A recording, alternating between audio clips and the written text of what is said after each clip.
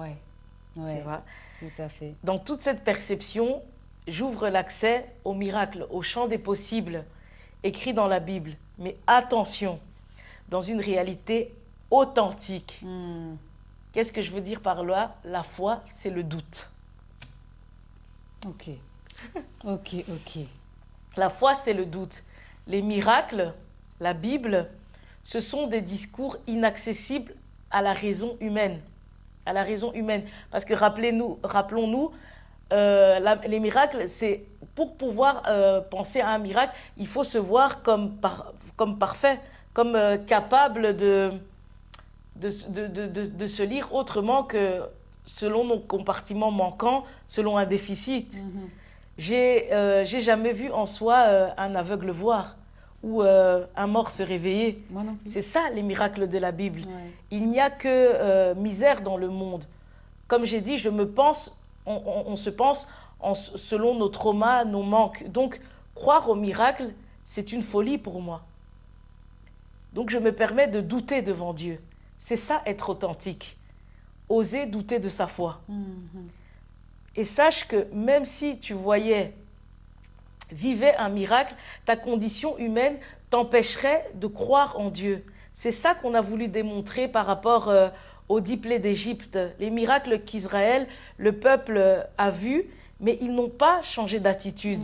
Ils sont restés esclaves. Ouais. Pourquoi? Pourquoi? En soi, je te donne un exemple concret. Demain, je vois Fabrice arriver dans mon salon ou un handicapé que j'ai toujours de naissance, que je vois se mettre à marcher. Qu'est-ce que je vais faire? Je vais fuir ou peut-être je vais faire une crise cardiaque. Oui. J'allais dire, tu vas courir. Une crise cardiaque et avec le risque de mourir. Donc, tu vois, c'est pour expliquer, pour revenir à Israël, il a démontré tous ses miracles, mais comme j'ai dit, si la mort est intérieure, il aurait pu faire même 40 miracles et tout. Notre condition intérieure, en fait, on ne l'a pas changé par rapport au sang, par rapport à la parole. Donc, en soi, quand ils sont partis au désert, ils étaient même à un stade où ils voulaient retourner en Égypte et tout ça. Ils n'ont pas compris la condition des miracles parce que leur disposition intérieure était encore dans la pauvreté, dans l'esclavage. Et donc, pour en revenir à... Donc, je fuis, je fais une crise. On peut imaginer que la fuite, la crise... Pour revenir sur le plan de l'ordre de la psychologie et tout ça, la crise, la fuite, c'est lié à la peur. Peur que j'ai certainement construite dans mon intérieur, à partir des violences physiques, psychologiques répétées que j'ai subies et vécues dans mon enfance. Ce qui est devenu un trauma, tu vois. Ouais. Ce qui est devenu un trauma. Le doute, c'est à force d'avoir été trahi, pas aimé durant mon enfance, par exemple, tu vois. Tout ça m'empêche de voir Dieu, de même penser les miracles. Donc, il faut d'abord guérir de l'intérieur et oser être soi devant Dieu. Être soi devant Dieu, c'est se laisser guérir pour devenir ce miracle. Pour devenir ce miracle. Vous êtes la possibilité. Et si ça doit arriver jusqu'à voir les aveugles voir, les morts se réveiller, votre être intérieur sera disposé à le vivre s'il y a ce travail intérieur. Mais pour le moment, ça reste une utopie. Dieu est une utopie, inaccessible, tant que je suis un poisson. Maintenant, nous, on est dans cette réalité-là. On est limité dans notre état, de négativité. C'est une réalité universelle, humaine. On se vit naturellement comme manquant, déficit et tout. Donc, c'est à Dieu lui-même de faire cet effort de venir vers nous.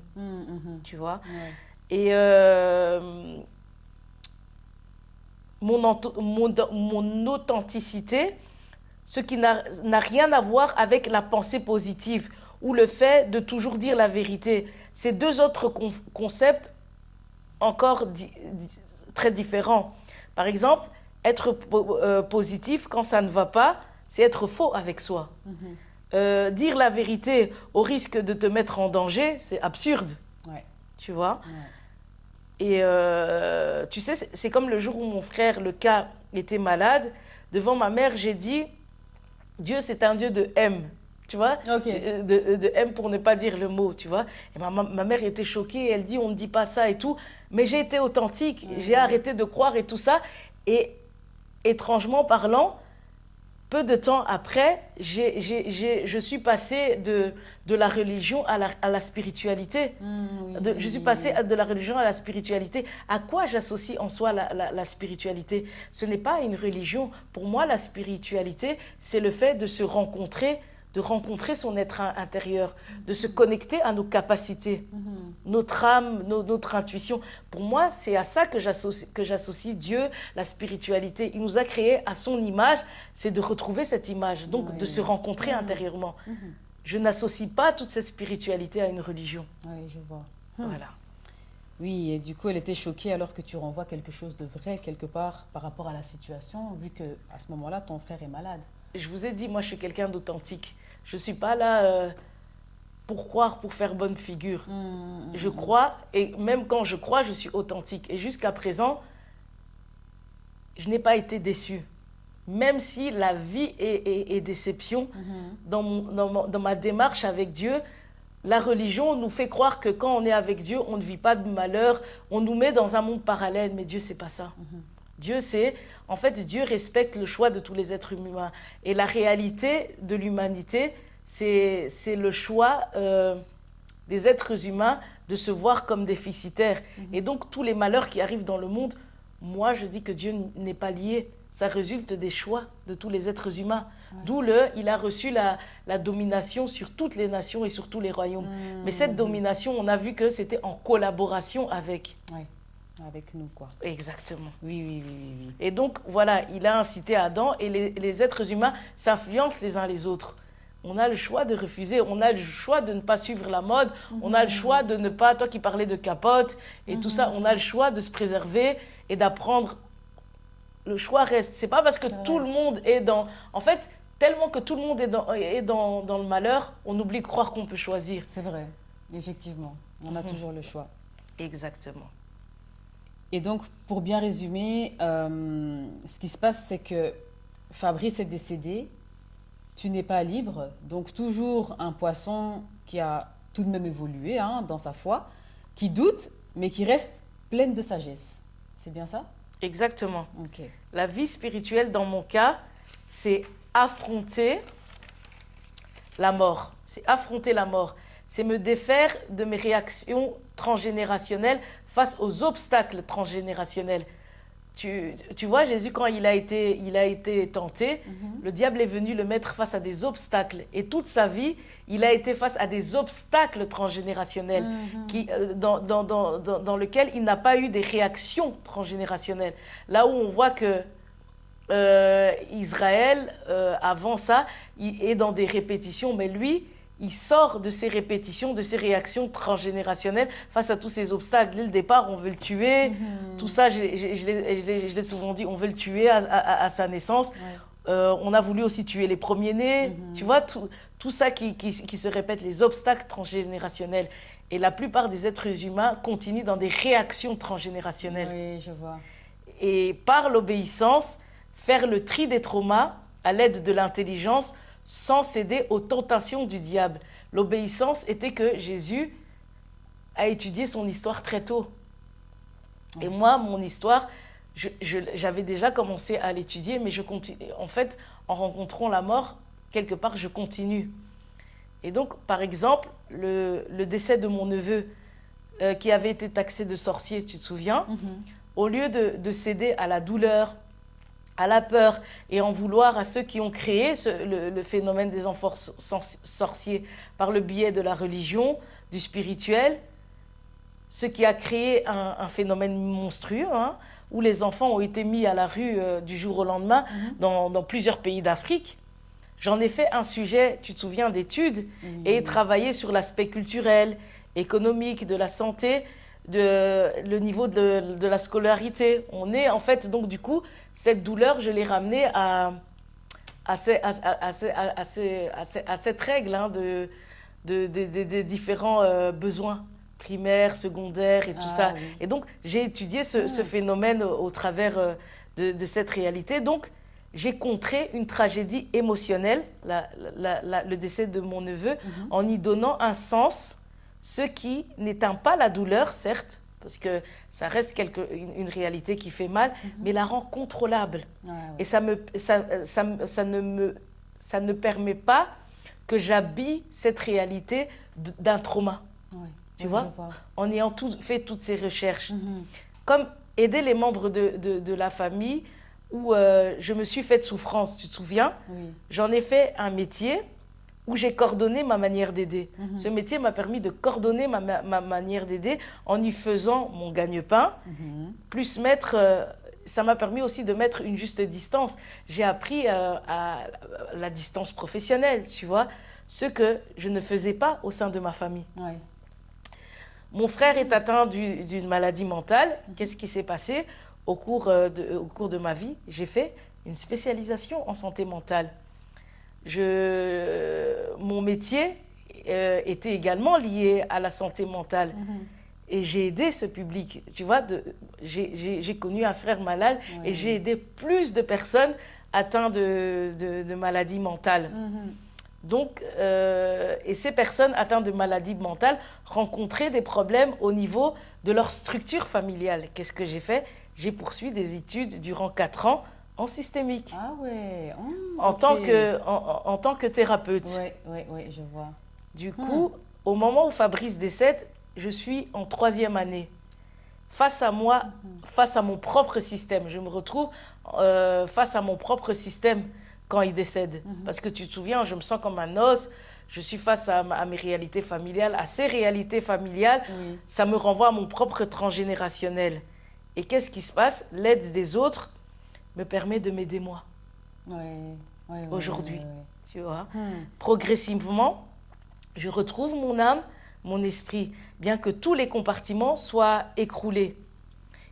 Ces compartiments appartenaient à la lignée, à la lignée familiale, ma lignée familiale, et Fabrice, ces compartiments appartenaient à sa lignée familiale.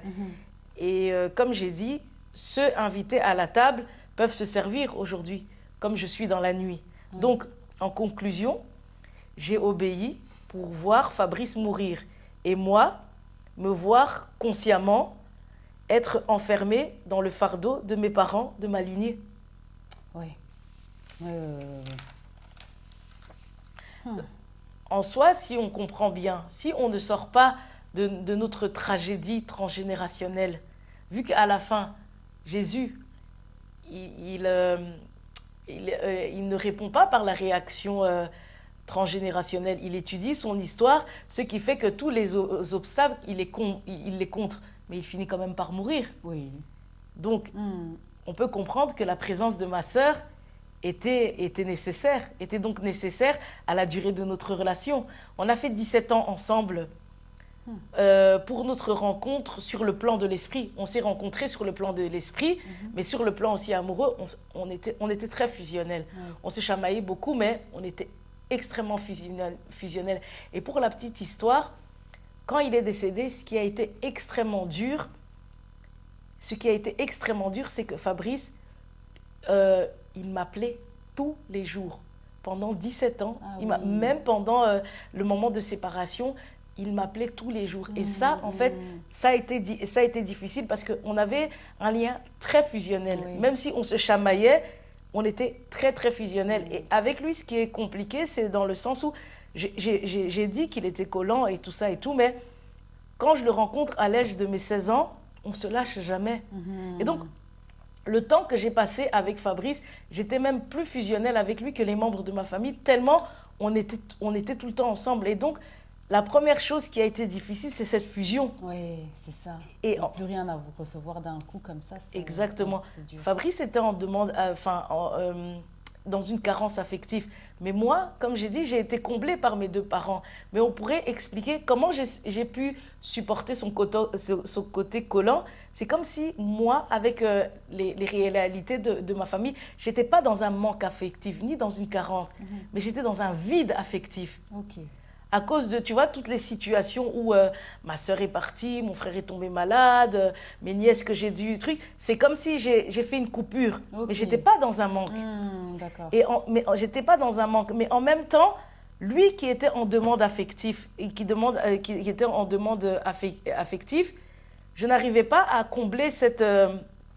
En fait, Fabrice avait un désintérêt pour sa personne.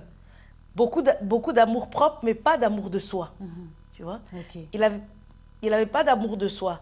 Le manque affectif ne pouvait pas permettre à une longue relation, tu vois? Oui, je vois. Car je ne le comblais pas dans le sens traumatique du terme. Ok. Je ne le comblais pas dans le sens traumatique du terme, vu que moi, j'étais dans un vide affectif.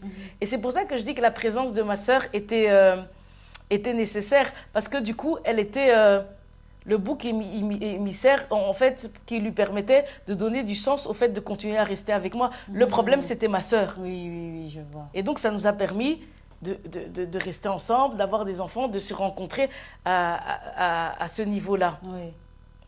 Et donc, si je comprends bien, si tu l'avais comblé dans le sens traumatique du terme, ta sœur n'aurait pas eu de place au sein de votre couple alors?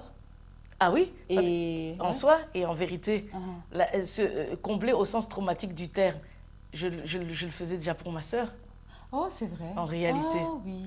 Parce que du coup, j'ai Ah. répondu à son besoin traumatique, donc j'étais tournée vers elle. Oui. Là où, et en soi, je trouve que ça aurait été plus facile pour moi parce que c'est vrai que c'est l'inceste, c'est quelque chose qu'elle a vécu, mais c'est un mal que je connais. Oui, oui, oui. Le mal de Fabrice, est-ce que je le connaissais? Ah, oui. Est-ce que j'aurais été capable de le gérer? Je ne pense pas, C'est ça.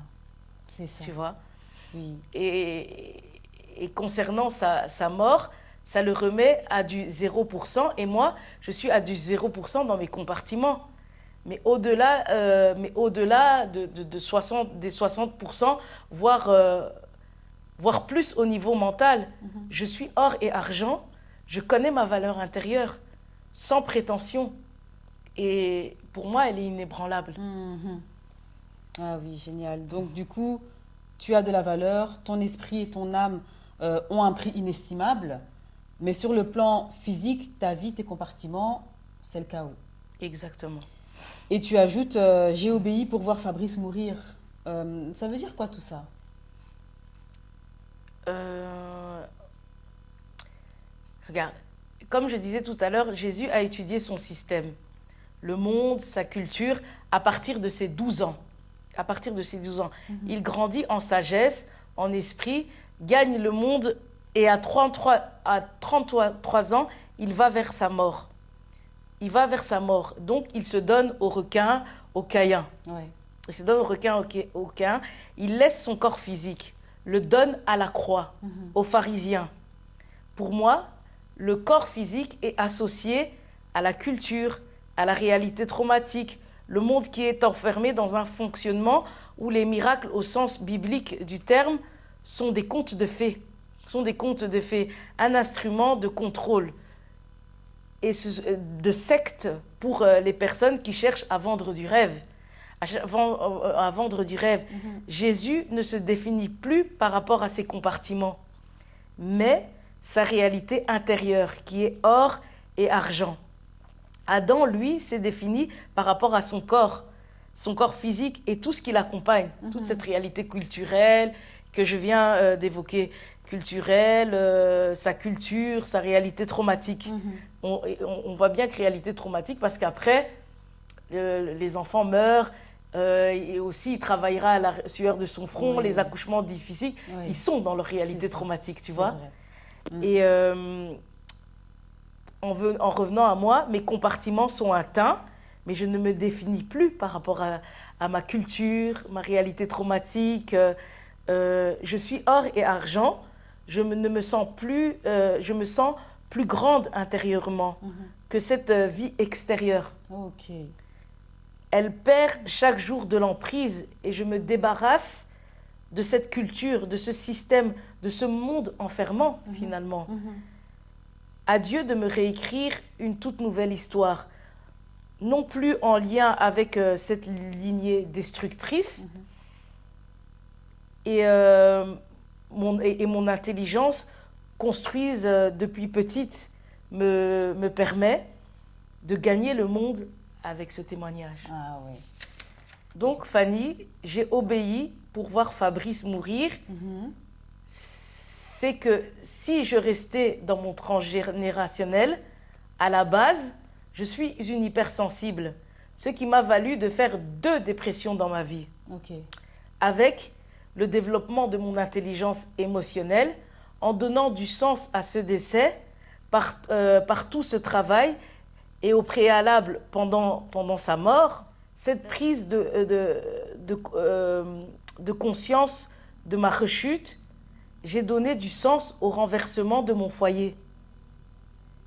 Et j'ai pu voir sa mort inévitable à son transgénérationnel, Ouais. sans sombrer à nouveau dans une dépression. Donc, j'ai troqué mon vêtement transgénérationnel, là où, en fait, en tant qu'hypersensible, je devais fatalement tomber en dépression. Ouais.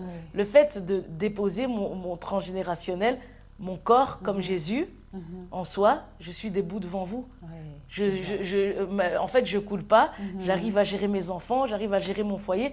Ici, devant vous, avec tous ces épisodes, je regarde sa mort, tu vois. Oui, Donc, je j'ai vois. obéi pour le regarder mourir. Là où, en soi, Jésus a eu des réactions. Et en fait, il n'a pas agi selon ses réactions transgénérationnelles. Il a agi par l'obéissance. Il était or et argent. Je suis or et argent et j'arrive à regarder, à ne pas être intimidée par les différents obstacles et malheurs de la vie. Yes. Je suis debout. Oui, je vois. Tu vois? Je vois. J'ai obéi pour voir Fabrice mourir. Ouais, Tu comprends? Je comprends. Ok. Du coup, le chaos marqué par tes compartiments atteints est devenu plus faible que ta grandeur intérieure, quelque part. Exactement. Yes, super.